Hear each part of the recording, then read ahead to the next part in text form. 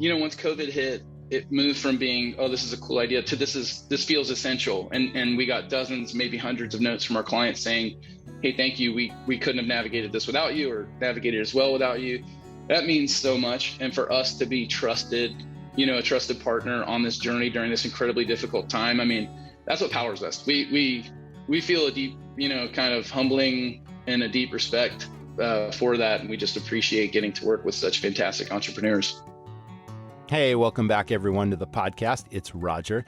There's so much restaurant technology out there, and seemingly new tech comes out every day. And it's really hard as an owner or a manager or operator to really figure out what's really important. What do I really need? What are the features and the benefits? And most importantly, how is this tech going to serve my guest, the customer, to provide not only a memorable, enjoyable experience, but also a safe and efficient one as well? That's the most important thing. So we're going to cover all those bases. My guest this week is Mr. Brendan Sweeney. He is the co-founder and CEO of a platform called Popmenu, and he'll be telling us all about what's important and why you should have it and what it'll do to the end result, your great guest experience. Before we get into the episode, we have a listener question. Bob called in and he wanted to know how to classify corkage fees.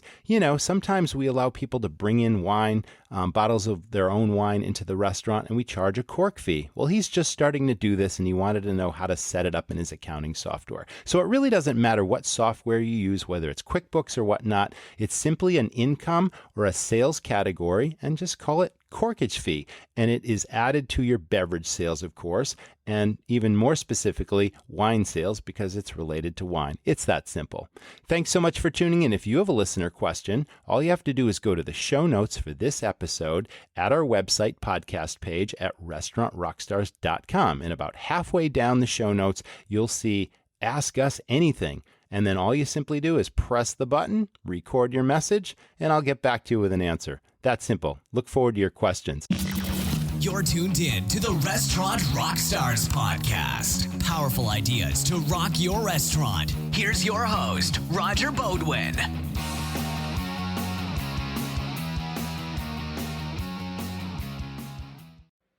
Rockstars, let me tell you about 7 Shifts. 7 Shifts is a modern labor management platform designed for restaurateurs by restaurateurs.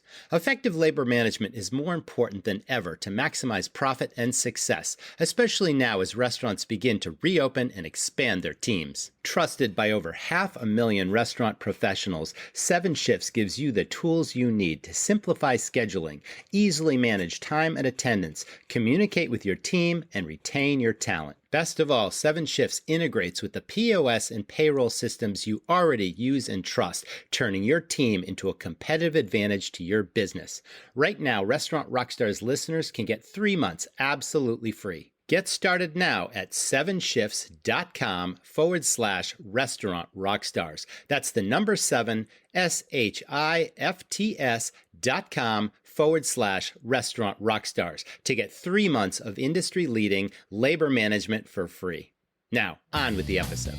Welcome back, everyone. This is the Restaurant Rockstars Podcast, engaging topics that help restaurants build their brands, rock their profits, deliver amazing guest service experiences. And that is certainly the case with today's guest. With me, co-founder and CEO of Popmenu, and that is a restaurant tool that turns more first-time guests into regulars. There's a lot of ins and outs to this platform. We're going to get into all of that. But welcome to the show, Brendan. I'm glad to have you here. Awesome. Thanks so much for having me, Roger. Pleasure to meet up with you, and looking forward to the chat. Absolutely. So before I begin, everyone has a vocation and everyone, has a career path and a trajectory, and we're going to get into all that. But let's talk about what lights you up. What are your passions in life? And when you're not working and when you're not, brainstorming new visions for the future, what do you like to do? Yeah, I mean, it's going to come as no surprise, but man, I love food and I love restaurants. I think part of that's because when I was a kid, we didn't really go out to restaurants. Like having a bucket of fried chicken was kind of a big night out for us. And so as I got older and I got more of the means to go out and enjoy hospitality, I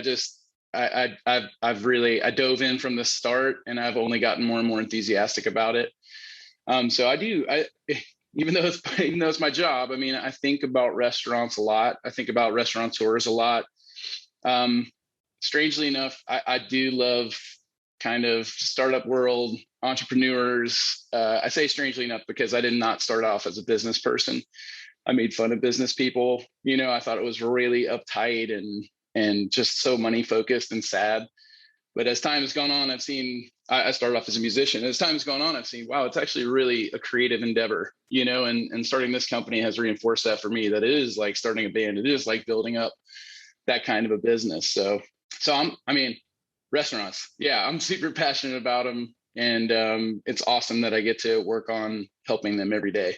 Are you like me? Well, the pandemic threw a whole wrench in everything, and it changed the way we dine out and all that kind of stuff. And all that's coming back, and demand is huge. And that's a good thing for your business and for the business and the industry as a whole. But, being so into restaurants and knowing the ins and outs of restaurants and being an aficionado of certain places. And I've been in the business for 23 years, and I co-founded numerous concepts and operated them. Of course, for 2 decades.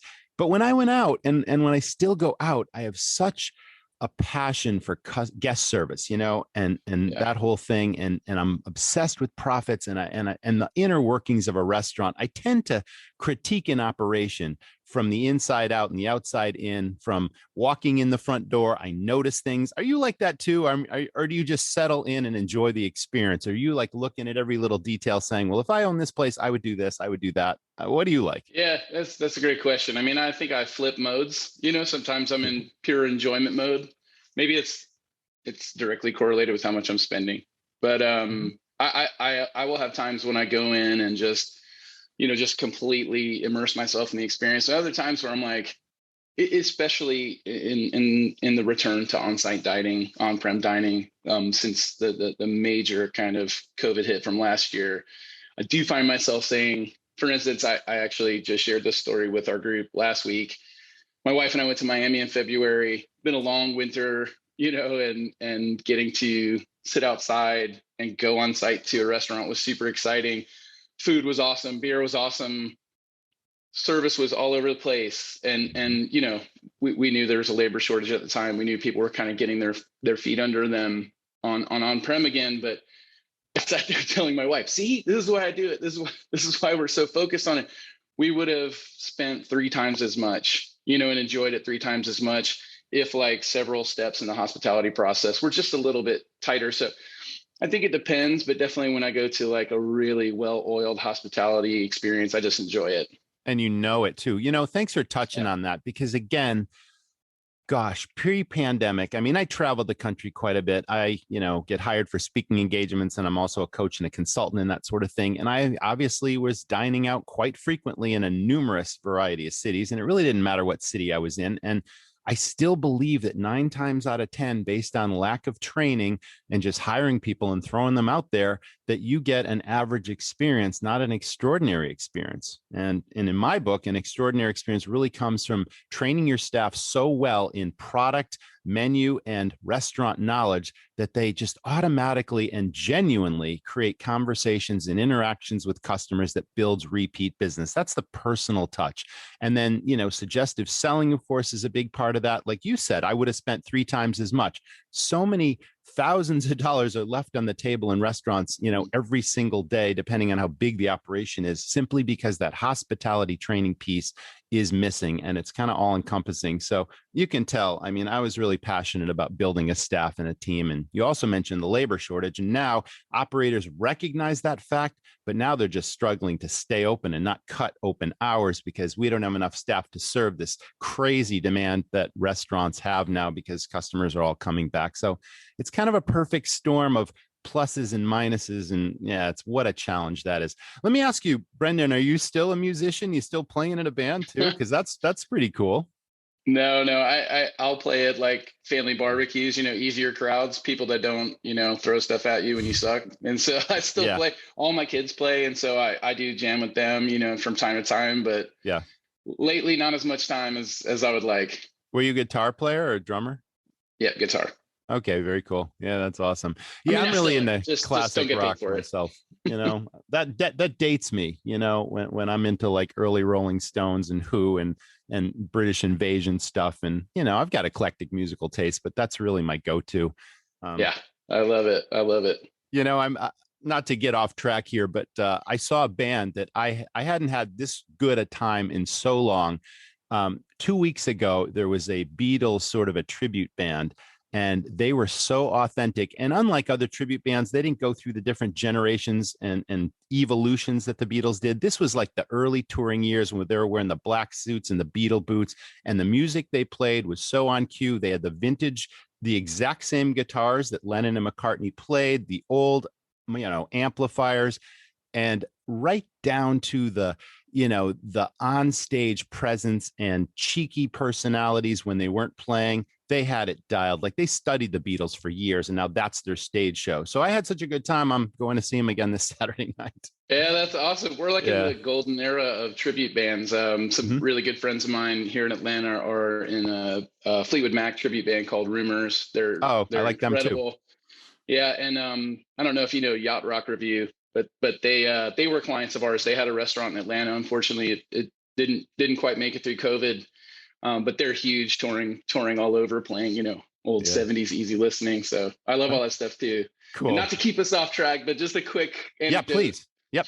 How business is way different, more creative than I thought. Two of our investors are the Chainsmokers. I mean, it's a VC backed by the Chainsmokers, who top DJs in the world. And we actually got to just a few weeks ago do a sales incentive trip where, three of our top performers for a certain period of time got to come to Vegas with us, hang out with the Chainsmokers, be a part of one of their shows, and then hang out with them after. And it was like, awesome. Yeah, business can be a little rock and roll sometimes. That was fun. I absolutely believe that to be true. I mean, this is a really serious business with 1,000 moving parts and details and keeping all the balls in the air, but you got to be light every once in a while. You got to step away from your operation and keep it fresh and come back re-energized. And that's kind of my sort of mantra for the future for operators. It's like, okay, you've been through hell and back, and now, things are getting better. If you've lasted this far, terrific, keep it going, rediscover the passion that originally got you into this business in the first place. And whatever your other outlet is, you got to find that balance in life. So I'm glad you brought that up. Let's talk about your backstory. Sure. Brendan, everyone's got sort of a hospitality backstory on this show, and sometimes it starts young and sometimes it starts later in life, but I'd like to know where it began for you and literally how it ultimately evolved to co-found this company called Popmenu. Yeah, awesome. It's funny because we've gone through several fundraising rounds in the past few years. When you're talking to investors, in Silicon Valley and wherever, they always want to hear that you lived a problem before you solved it. And so I bussed tables in a Chinese restaurant when I was 13 under the table so I could buy a guitar. Then I bussed tables in a Mexican restaurant later, but that was the extent of my restaurant experience. And so I would struggle to tell VCs. I mean, the truth is we've been successful because we came with an outsider perspective. We came with a lot of ignorance about the industry, and that allowed us to focus in and say, hey, this thing is possible, but it's funny, as I rewound over time, over many, like unsuccessful pitches to investors, I realized I was building restaurant websites 20 years ago. And so I had I've worked in internet product for 25 years. And for a good stretch of that, I actually ran a consultancy on the side, which everyone does now. It was a little different back then. You kind of kept it a secret. But I built small business websites, all kinds, doctors' offices, landscaping companies, restaurants. And so one of the epiphany moments for me of the past couple of years was, wow, there are still many, many restaurants who are kind of accessing a digital platform the way I was delivering it 20 years ago. And in fact, some of the platforms they have now are 20 years old. And so I guess, all that to say, the thing that really set this off is being an internet product person, you tend to evaluate everything you run into digitally and say, couldn't that be better? Well, what do you run into the most when you go searching through restaurants, comparing restaurants? You run into PDF menus, text menus.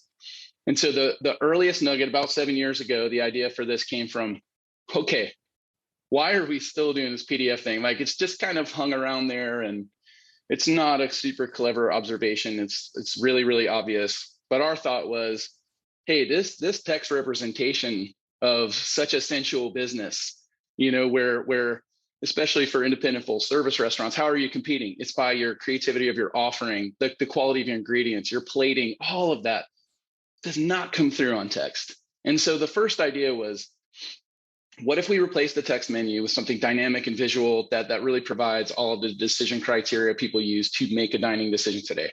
Photos, reviews, ratings, social validation. Like, why does that all have to be off on a third-party platform? Why can't that be in the restaurant website under their control? And so we really started with that idea, and we built it in about 6 to 8 weeks. We put it on 3 restaurant websites, and we've just iterated and learned and kept digging in from there. That's excellent. That is a great story. And that's the brainchild, right? That is the recognizing a need and figuring out how to fill it and having the passion that really drives the vision. I love that. That's great. So as we emerge from the pandemic, we talked a little bit about this, and if you survived, fantastic. So what's most important to serve the guest? Because the guest is the foundation of any successful restaurant. So how do we emerge from the pandemic and build a stronger restaurant business? What's most important with the guest as the center focus? I mean, providing great hospitality, right? And I mean, I feel like we've been kind of prisoners of the moment for the last year plus, when everything has been off-prem and people forget what restaurants really are. Restaurants are an experience. And the truth is, even before COVID, like everyone has said, I mean, COVID's just accelerated a lot of trends that were already happening. I mean, the restaurant world was so complex already, and it's only gotten more and more and more complex.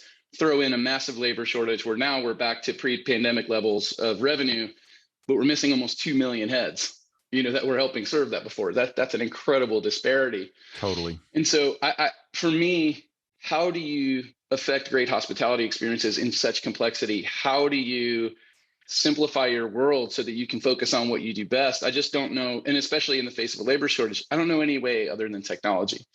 And so I think the good news is that investors have finally woken up to this understanding that this massive vertical that has been traditionally a technology laggard for very good reason. They're the busiest people in the world, and they're busy cooking and serving customers versus trying to learn tools.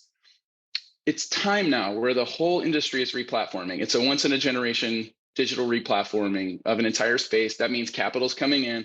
That means companies like us can invest in building great tools. And so I think what you're seeing now is the very early stages of tooling getting a lot better for restaurants, and them having a lot more options where there were none just a few years ago.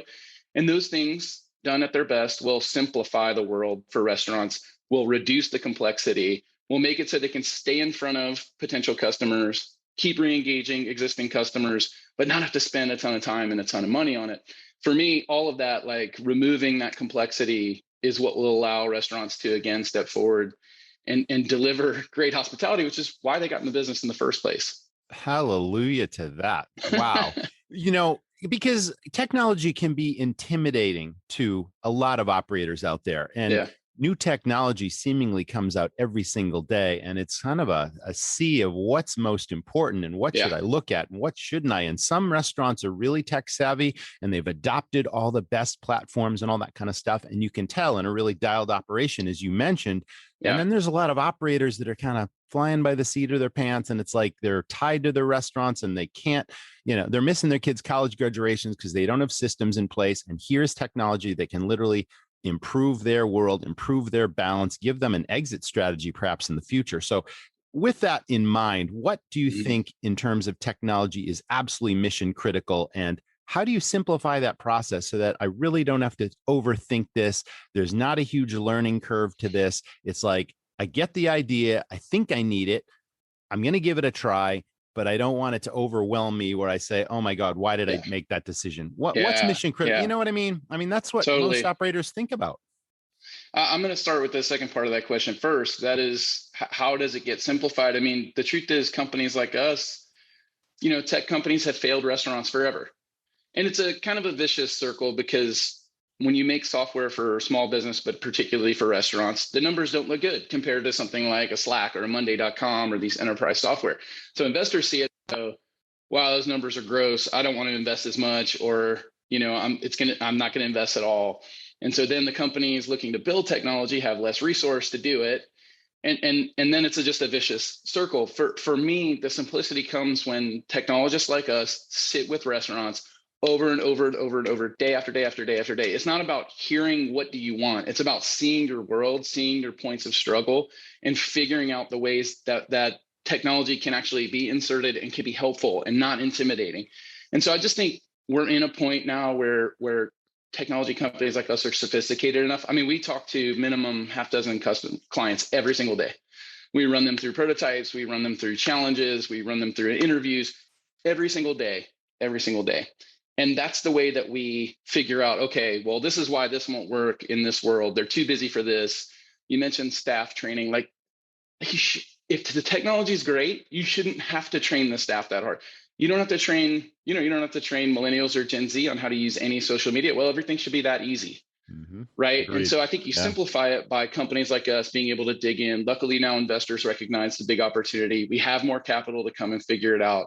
I think all of that makes a virtuous circle, that ends up giving them tools that are like, man, this is just simple. And now I don't have to, spend all this time. I don't have to train all my staff. I don't have to worry this and this.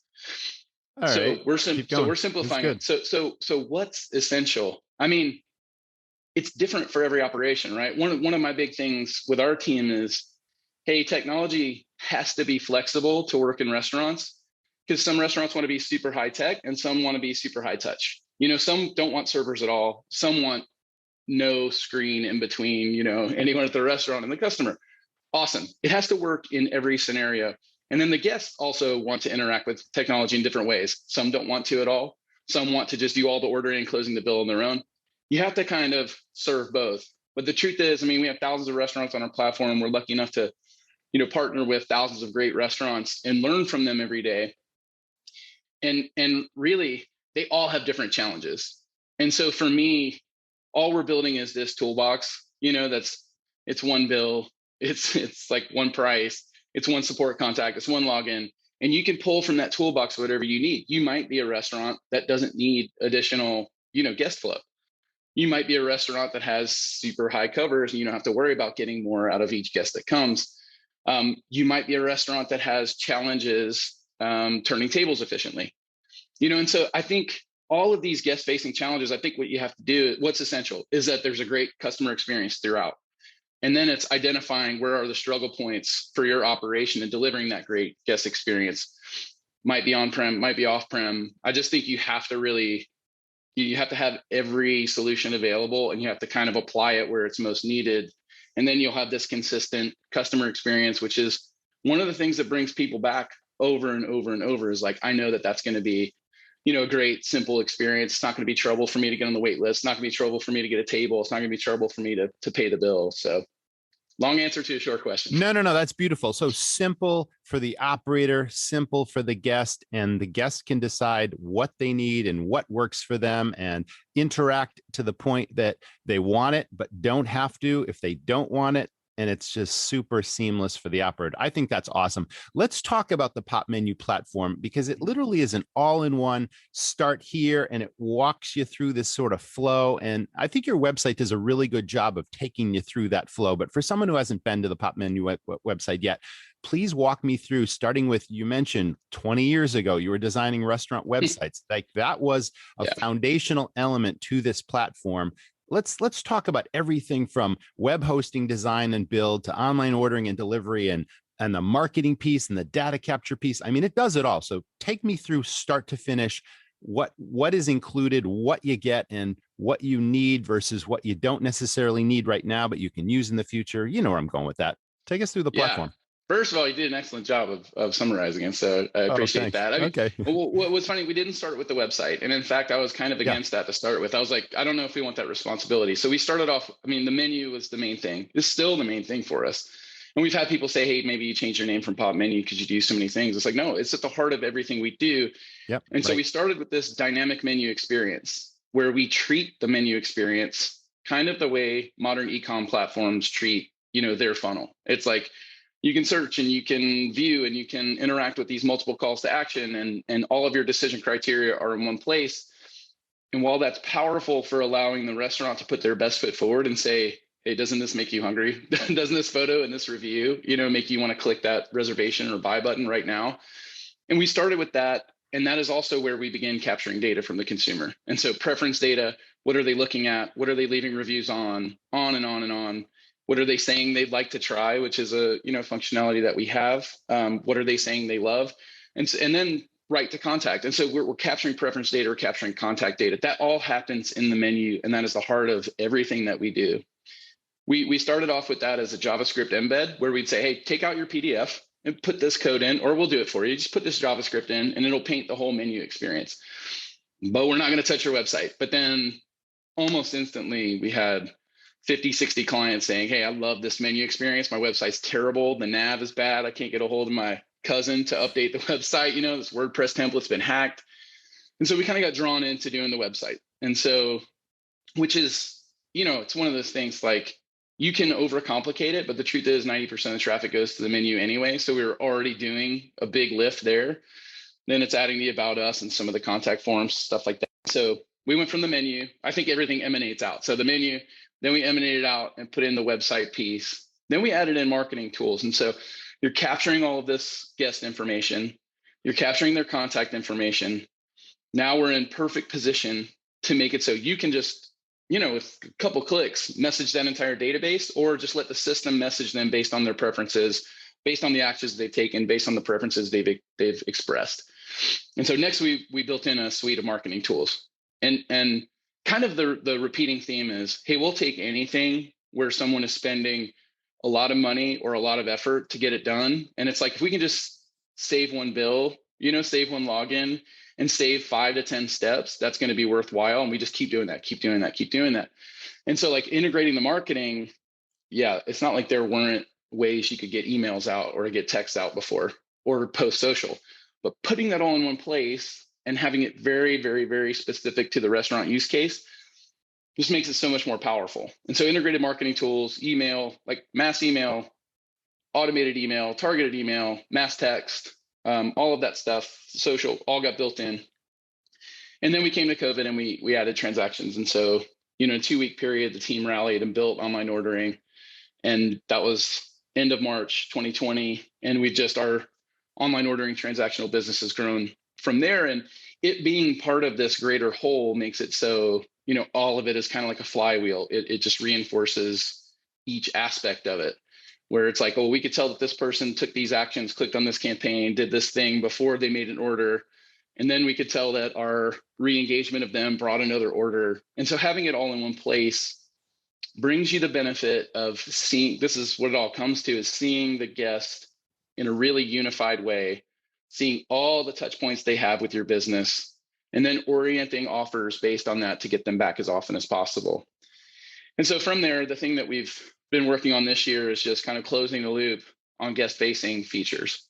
So waitlisting, reservations, and actually one of the things that I've become really passionate about is I've met with restaurant owners and they get up 10 times during the meeting to answer the phone. I'm like, who's on the phone? Who keeps calling? What is this? And so over the last year and a half, we have dug into this topic of phone calls to restaurants. One of the only businesses you still call. Part of it's because the data is just so unstructured, that it's difficult to get it to people. Part of that is just habit, people just call. And so we've actually built an automated solution for, really it's designed to answer questions to keep your staff from having to do that, but it also captures voicemail and puts it right into your Popmenu platform. You can see the transcription, you can reply. So it's, again, saving steps, but also keeping you from missing opportunity when it comes to potential reservations, private events, stuff like that. So the adding the waitlisting and the reservations and the AI-based phone answering to our current package brings us to Max, which is our all-in-one solution, our highest level product, which is in the process of launching through kind of an exclusive access period right now. And our existing clients are really, they're eating it up. They're signing up quickly. It solves a lot of pain points for them. And they know that we're only going to keep innovating it and making it better going forward. Wow, that's incredible. Let's go back to the menu piece, because that seemed like the focus, the foundational element, and everything sort of evolved from that. And I believe that the marketing the greatest marketing comes from a menu because every customer, every guest is going to interact and see that menu. So that is the greatest marketing tool that any restaurant really has. Regardless of your concept, it's like, It's let's your start number one there, sales right? tool, and it's Yeah. it's honestly the most underutilized asset that restaurants have. Now, this is something that Popmenu offers this dynamic interactive tool that allows you to change menus on the fly and update things and all that, and manipulate data. And does it get into the science of sales in any way, where we teach people, because there's sort of an art and a science behind great menu design? Because obviously, if you go back to old school menus, your eye first goes here and then it goes there. But now we're talking about looking at menus on a variety of devices and all that sort of thing. Take us through that piece and how your account team, your dedicated account team, works with a new client to put together this really powerful menu tool that really optimizes what they have for sale. Right. I mean, it's pretty simple right now in that we just have more tools for featuring an item than you do on a print menu or a text PDF menu. Mm-hmm. And so if we know, we'll talk to them about what are your most profitable dishes, what are your most popular dishes, what are the dishes that get people in the door. Yeah. And here are the tools we have to feature them, whether that's positioning, whether that's highlighting, whether that's something on the photo. We have a lot of tools for doing that, but we're also a pretty new startup. And so we've had a lot of ideas we haven't been able to fully execute yet. And that's happening now. Mm-hmm. So one of the things that's interesting is taking this idea of menu optimization to its logical extreme using machine learning and the latest in AI data. So we do have a patent that has to do with the presentation of a menu and rearranging the presentation of that menu to optimize it for whomever is looking at it based on the knowledge we have about them. And that could be what have they looked at? What have they ordered? What have they reviewed? What have they said they loved? And so we can take all of that data and more and use that to say, I know Roger, he gets a burger every time. We've got this new burger. It's our highest profit item. That's going to the top of the menu. And so it becomes really automated. And then there's all kinds of interesting things you could do. If I know that, my friend Kathy is vegetarian, and it's been proven over and over, through her interactions with our clients through Popmenu, we can just filter out anything that includes meat, and this isn't today, but this is in process. I see. And this is the direction we're going. It's hey, remove allergens, you have celiac. And so you want to remove gluten-free or remove items that have gluten. We can make that happen. But it can also be preference-based. You love spicy dishes. You love dishes that have, huge portions. You love Southern fried dishes.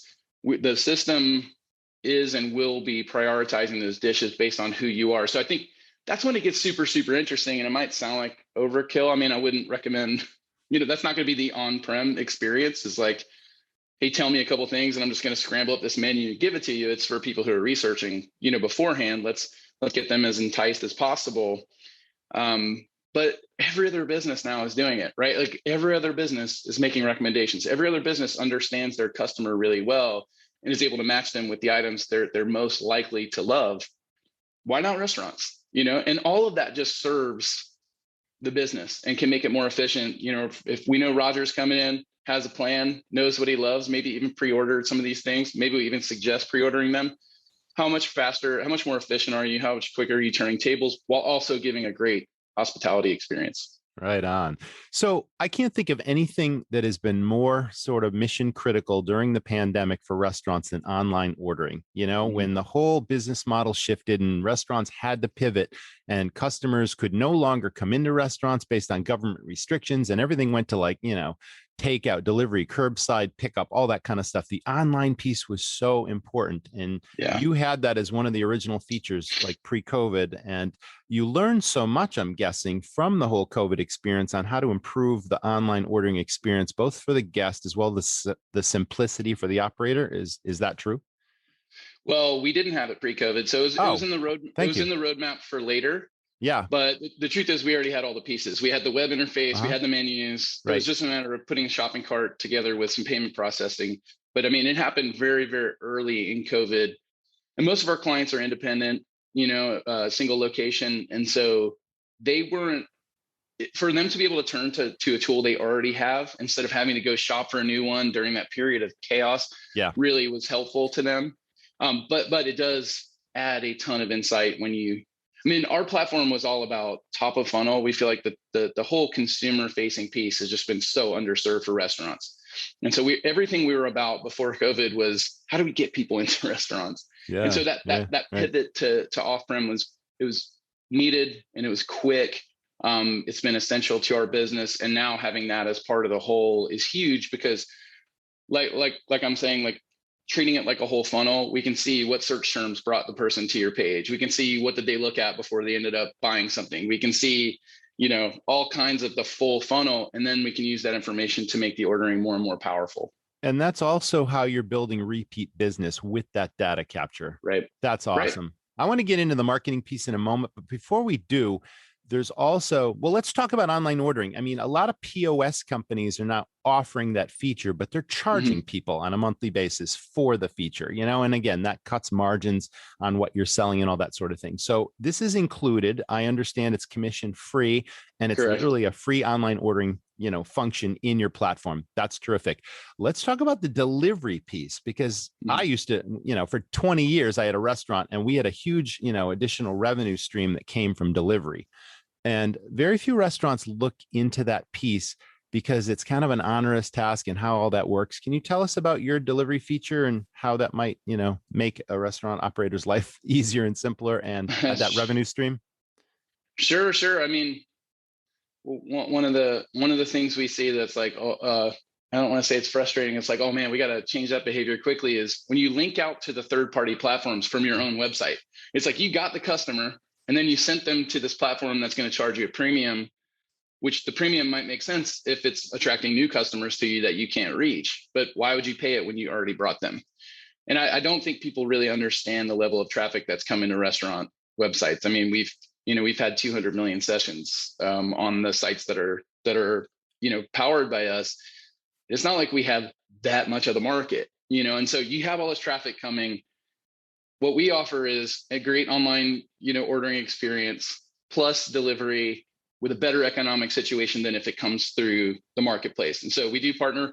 I mean, you can execute your own delivery, and we put all the tools in to make that happen, because a lot of the complexity, having drivers and handling the logistics is really, really difficult. Yes, it is. But also pizza shops, Chinese restaurants, like all kinds of people have solved it for decades, right? Mm-hmm. And if you already know how to do that, know how to have drivers, know how to make the economies work for that, then it becomes taking the order, communicating with the customer during the order, and making sure the expectations are met correctly. So we have all the tools to do that if you want to execute your own delivery. But also we integrate with DoorDash. And so it's great because it's just a white label, like a lot of people do this. It's a white label of the logistics piece because that's the hardest piece. But you don't have to pay the premium because you brought the customer to the party. And so you bring the customer in, you get the order done. You send off we basically send off a note to DoorDash saying, hey, we have an order. Do you have a driver? You do, great. We connect that. They take the logistics from there.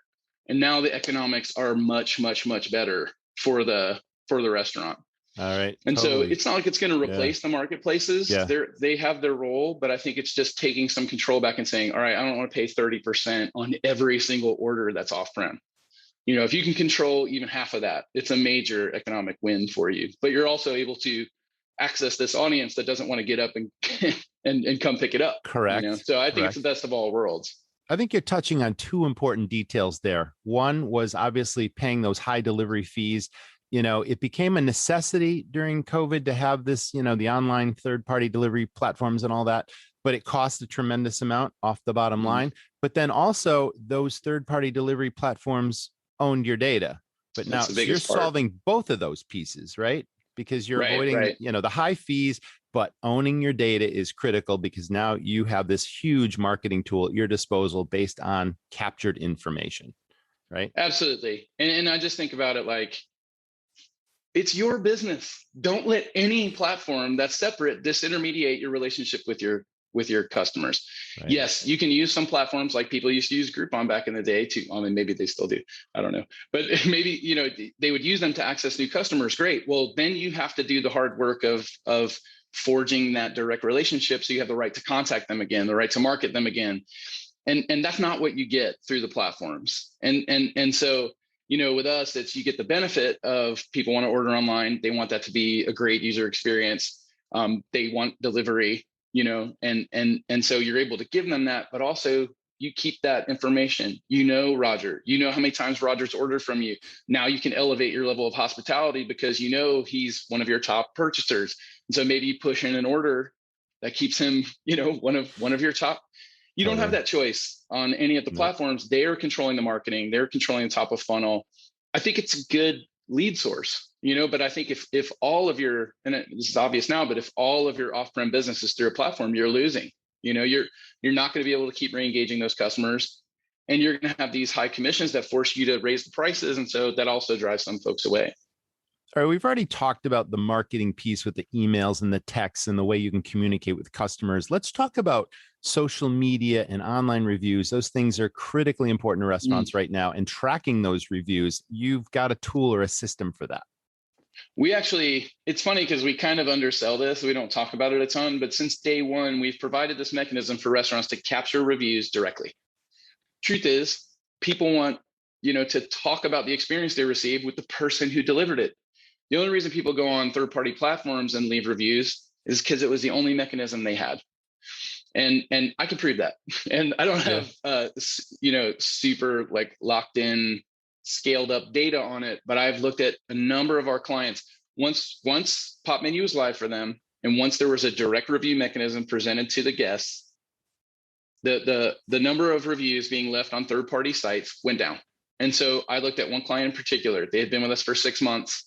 They had twice as many reviews direct to them as they had on Yelp in 10 years. Well, so that means people want to give, the owner they're working with the direct review. And when they do, they're happy. Whether it was a bad experience, well, now it's much easier for the restaurant to deal with it. If it was a great experience, great. I'm going to push that to my website and use it to sell further guests, and help future guests plan their meals. So I think that direct capture of reviews, it's huge. And just allowing third parties to capture all of your feedback makes no sense. Like there's no other business that does that, right? Like where all of your feedback is captured and seen on a separate platform, and so we just think there's so much power in opening up that feedback loop, and we make it really easy in our app to just, our app for owners to just respond to reviews. If it's somebody really, really heated, you can take care of it immediately, send them an offer, just, again, it shortens a bunch of steps when it comes to dealing with them. But then you can also take the great reviews and use those as a marketing tool. And so whether you're, copy and pasting good reviews from a third-party platform and putting them in your site, or you're using something like us where there's just a direct feedback loop, either way, using the good ones to promote your business and using the bad ones to make your business better is just, it's great hospitality. Awesome. We've talked about the simplicity of this platform. Let's talk about the onboarding process and the lead time to press the go button and now we're up and running. What does that look like? How long does it take? Walk me through a typical new client engagement from, okay, I went to the website and I got the demo and I'm totally stoked on this, and now I'm in. What does it take now to get operational? Yeah, that's the part of the process that ends up being the least simple. And we work every day. I mean, multiple times a day, we're working on how do we make it simpler? How do we make it more frictionless? And how do we, make it less onerous for the owners that we're working with? It's a challenge. I've said it a million times. These are the busiest people in the world. It's the busiest, most demanding job in the world. It is. If you're like, hey, get me your logos and get me your pictures and this and that, and then, oven breaks, order isn't shipped, Yep. 1,000 details. Staff doesn't show up. Doesn't matter, right? Like, okay, the website's going to wait. Yeah. So the truth is, if you've got all of your assets together, and if you're ready to engage with the team, I mean, we get people up in 2 weeks. In that case, it's more often like 4 to 6 weeks because of those starts and stops. Stuff you can't control. The unexpected in this business is around the next corner all the time. It is, but we're not accepting that. Like we're saying, okay, let's use technology to figure out other ways. You don't have to tell us all of these different details. We'll go find them somewhere online and just automatically pull them in. And so for me, it's on us to figure that out. I don't want restaurants to have to change anything they're doing to onboard with us. It's like, it should be so easy that they can fit it into their daily life. If they can't, then this work for us to do, because the truth is, You got a menu, you got logo and photos, you have details like hours, location, and all the questions that are in Google My Business. We have ways of getting at those. It's just technology starts off super gross and convoluted and a mess of wires, and it takes a long time to really, really get down to the simple, elegant, frictionless solution. And so we're working hard on that. 4 to 6 weeks is still better than most agencies and other solutions. It's not good enough for us. I mean, we have during COVID, we had some people we spun up the same day, and so it can happen. It's just on a repeated basis for thousands of restaurants, smoothing out all these little friction points is huge. And you have a dedicated account team that helps people get up to speed, right? And they're working with the same people and either before and during and then after the onboarding process, right? Is it well, just, we have handoffs. Yeah. So it's, you got a support staff that'll help you with any issue. Okay. Gotcha. That's right. And you are working with one person during the onboarding process so that it's not, a whole bunch of people. And so again, though, that's a balance because some of our clients will say, hey, I just want to talk to so-and-so, over and over and over. And it's like, yeah, but don't you want like a really affordable platform, that brings all of this value to you and keeps getting better without the price going up? Because to do that, we can't just have everybody dedicated, to every restaurant. So just finding that balance that's our job, is to make it so that the affordability and the level of service are fair and they match. And I'm glad you mentioned fair and price, because I believe that you have one price that's locked in that doesn't change. And there's no hidden fees and there's no, behind the scenes, we promised you this and then you got that. It's like you pay one price, right? So as much as possible, we try to keep this just simple. I always appreciated Potbelly Sandwich Company because it's changed some, but it used to be you walk in, it's the same price for all the sandwiches. Just pick your sandwich. And I think small business, especially when it comes to software, just gets assaulted with choice. Here's 50 check boxes, and I just, from the beginning, we had one product for about 2 years. We added another level of product, but there wasn't any kind of, bunch of check boxes. We are expanding the product set because we do want to have options for every single type of restaurant, whether you're like a breakfast counter or whether you're a massive group or whether you're, a single location that's like 400 or 500 employees. And so now we do have multiple product levels, but one thing is not changing. And that is once you sign up with us, your price is locked in, period. And so it gets complicated if you move to another level of product or whatever it is. Yeah, there are inherent costs in that, and that investment level, is different than this one. But I mean, we have people on our standard pro product who've been with us for 4 years. They're still paying $89 a month that we started at, but now they've got all this value that wasn't there before. I just believe we don't win and the restaurants don't win by us nickel and diming like a smaller and smaller group of people who can afford it. We win by getting as many restaurants on as possible and having them stay with us as long as possible. And the market's so huge, we don't have to go in and kind of try to lever up every single restaurant, nickel and dime them. I can't stand that.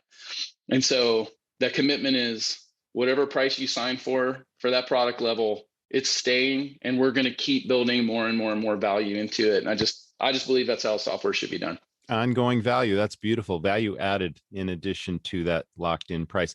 So you're offering a special deal to Restaurant Rockstars audience, our listeners, and it's $100 off the first month. And all they have to do is go to popmenu.com/rockstars. And you also have that free demo that kind of walks you through everything we've talked about today. That's also at that URL. So thanks so much. I totally suggest the demo. Like I love the offer. I even if you're not going to sign up, if you're curious, I can't tell you how many times. I mean, it's really, really hard to get a restaurant owner's time. And so I've been there for the meeting before, especially early days. And owners are sold so much stuff over and over and over. I totally get it. I've seen the face so many times where they know I'm waiting to do the demo. And it's like, man, I really don't want to meet with this guy today. I've got all this other stuff, this fire and this literal fire. And I can't tell you, like, one of my favorite things is when someone's face turns from skeptical to, oh, damn, this is not what I expected. And we're lucky enough that I've never, ever heard somebody, say, hey, that wasn't worth my time, or that wasn't different, or that's the same old thing. Every single person we've ever pitched it to is like, okay, I get it. Even if they didn't sign up, they get it. And so I think do the demo, see what's in there. We're not hard salespeople, we're just trying to bring something that we think is helpful. And so I love seeing people's faces in the demo because it's invariably more than they expected. And now that I just set that expectation high, it's going to be less than they expected. So the demo's been really well thought through, and light bulbs are going off and people are getting these eureka moments and they're saying, oh, wow, that's awesome. That's cool. Well, I think the other thing is just we're built on empathy. I mean, everybody says it now. It's really, I can say we empathize because we do talk with customers every single day, minimum half dozen sessions every day. We do have this empathy, but also, although we're technology experts and our team's been doing it for decades, like I can't stand when people come in and try to kind of lord their technology knowledge over somebody who by all means shouldn't have that knowledge. And so it's not just that we're showing a great solution, it's that we're heavy with empathy. We've gone through this journey the last few years, with all of our clients, and it means a lot to us. And we understand a lot of the pain, even if we're not living it directly. And that comes through in the demo. It's not this, hey, let me show you how we are. Let me give you a bunch of stats that make you think, oh, we're these technology wizards. It's about, here's how we can help your business.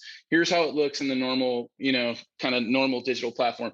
Here's how it looks with us. And you can draw your own conclusions from that. And so I think that's part of it, is just our approach is just, let's meet eye to eye and let's not look down like from Silicon Valley and say, oh, we made all this stuff. You don't understand. It's complicated, but take it because it's great. It's just not us. And so I think that's another good part of the demo. Right on, Brendan. Hey, we covered a lot of ground today. Is there anything that we missed that you'd like to talk about? I don't know. I talk a lot. There's a lot of long answers to short questions. I'm sure we missed plenty, but I feel like, anyone who's listening to this, to get a feel for what Popmenu is about, I think we've conveyed that. I think it's all about now take a look, and see how we can help you. And hey, we're just thankful. I mean, we started this business. We thought, oh, this is a cool idea. And I love food and I love food pictures. Would it be cool as a consumer if we could see menus in this way? And as time's gone on and we've dug in and we've learned so many things that restaurant owners have been through, and we get personally pissed off, at some of those things, whether it's how a platform treated them or whether it's how a local technologist treated them. And once COVID hit, it moved from being, oh, this is a cool idea to this feels essential. And we got dozens, maybe hundreds of notes from our clients saying, hey, thank you. We couldn't have navigated this without you, or navigated as well without you. That means so much. And for us to be trusted, a trusted partner on this journey during this incredibly difficult time, I mean, that's what powers us. We feel a deep, kind of humbling and a deep respect for that. And we just appreciate getting to work with such fantastic entrepreneurs. That's excellent. Well, you're performing a great service for the industry and helping people, like I said, transform their business in the post-pandemic world. That's fantastic. So once again, I encourage the audience to go to popmenu.com/rockstars and just check out the free demo. No obligation, of course, but sounds Absolutely. like an awesome experience. Thanks so much, Brendan, for being a great guest. That was the Restaurant Rockstars podcast, and we'll see everyone in the next episode. Thanks for tuning in. Thanks, Roger. So appreciate you guys listening. As many of you know, I am still in the restaurant business as well. We purchased a restaurant just before the pandemic, and I have gone through just about everything that all of you have gone through. We've pivoted numerous times, and I have to say that when the pandemic hit, we had to close our restaurant for 2 months. When we reopened, we had to completely reimagine it as a market and a takeout and delivery facility. And I got to tell you, online ordering and delivery was pivotal, as well as being able to change menus on the fly. And, we experimented so much. It's like we had to keep changing our menu. We had to simplify things, and it just wouldn't have been possible without that technology. So thanks to Brendan Sweeney for taking us through what's really important and how ultimately the guest will benefit. If you've got a question again, or a possible idea for a topic or a guest you'd like to hear, or just a challenge or a pain point you'd like me to answer, don't forget, all you have to do is go to the show notes for this episode on our podcast page at restaurantrockstars.com. And about halfway down the show notes page, you'll see a button that says Ask Us Anything, and you can simply record a message and I'll get right back to you. We really appreciate you listening. And if you like what you're hearing, please leave us a review on iTunes. And don't forget, systems are super important in your business to really dial in and transform your operation for the future. After this pandemic is over, you can find all those systems at the Restaurant Rockstars Academy at restaurantrockstars.com. Thanks again to 7 Shifts for sponsoring this episode, and we'll see you next time. Thanks for listening to the Restaurant Rockstars Podcast. For lots of great resources, head over to restaurantrockstars.com. See you next time.